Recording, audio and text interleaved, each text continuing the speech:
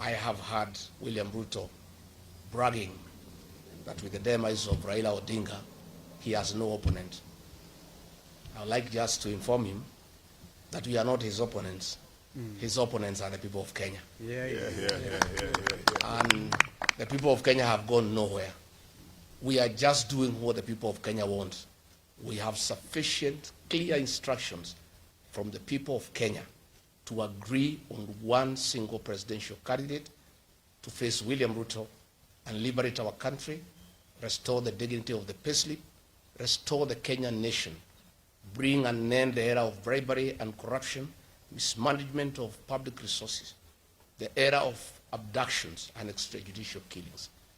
And we want to assure the people of Kenya that we are more than determined to abide by their wish to get one single presidential candidate.